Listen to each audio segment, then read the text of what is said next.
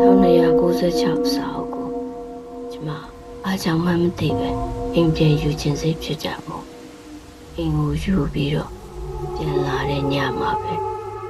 မိုးကပုံမှန်မဟုတ်ပဲခပ်ပွဲပွဲလေးရွာနေပါတယ်အဲ့ဒီည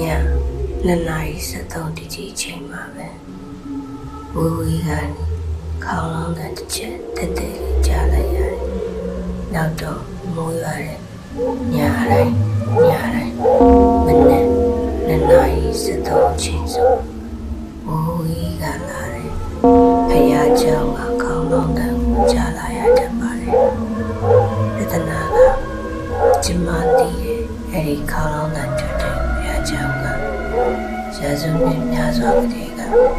သူ့သွားလာမရှိတဲ့လောက်ဖြစ်နေပြီသူ့မသွားတော့ပါဘူးကျုပ်တို့ကြီးညတကောင်2 နာရီ73ချိန်ခေါင်းလုံးတဲ့စားပြီးတော့ကြားရတယ်ညတော့ကျမလည်းအိမ်မက်လူထင်လိုက်မိတာပေါ့နော်ဒါပေမဲ့နောက်ညပဲမူရွာတိုင်းညတကောင်ရဲ့တိတ်ဆိတ်နေတဲ့အချိန်မှာလွင့်ပြန်လာတယ်ခေါင်းလုံးတဲ့ရဲ့ခက်လန်းလန်းကခွေးဥတန်ရဲ့နာရီကြည့်လိုက်တိုင်း2 နာရီ73မိနစ်တိတိအချိန်မှာပဲအမြဲတမ်းမူရွာတဲ့ညတိုင်းကျမထကြပြန်ပါတယ်ဒီလိုနဲ့နေလာရင်နောက်တည့်ရက်ချင်းမိုင်မျိုးဟောင်းတွေကကျမတစ်ခါတလေထိုင်ဖြစ်တဲ့လက်ဖက်ရည်ဆိုင်အဟောင်းလေးမှာဖွားဦးတယောက်ကို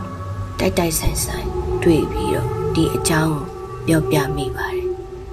အဲ့ဒီမှာအဖွားကခဏတိတ်သွားပြီးတော့ဒီလိုပြန်ပြောတယ်နောက်တစ်ခါဒီအတန်ကြားရင်မသိချင်မှနဲ့တွားပြီးတော့လည်းမကြည့်ပါနဲ့ဖះเจ้าဘက်ကိုတေးသေးချာချာမတွားပါနဲ့နော်ဆိုပြီးတလုံးချင်းပြောလာပါတယ်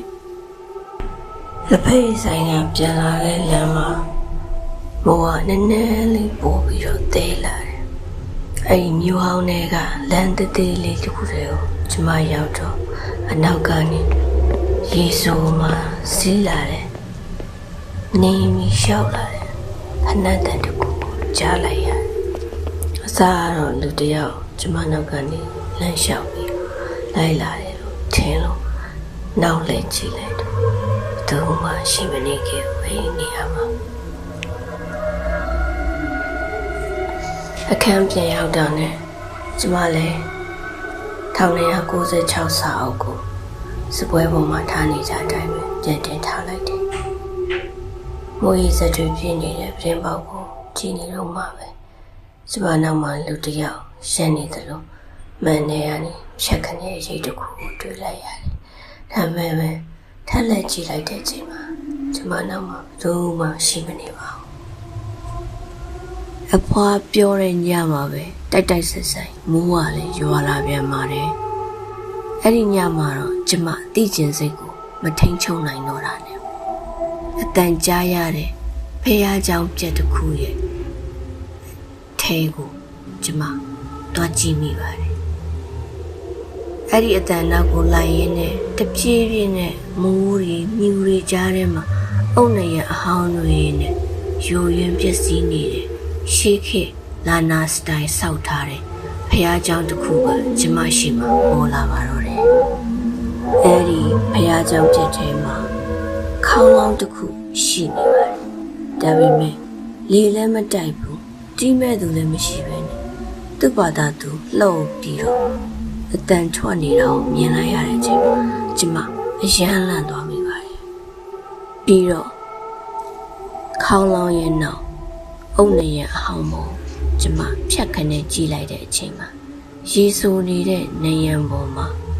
စာသားတစ်ကြောင်းကျမတွေ့လိုက်ရတယ်ရေးထားတာက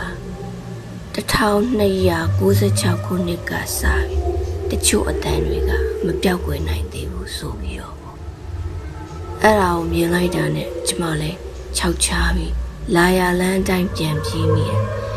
အိမ်ကိုဘလို့ရောက်သွားမလဲတော့မသိလိုက်ပါဘူးနောက်တနေ့မနေ့ကျမအိမ်ယာကနိုးလာတဲ့အချိန်မှာ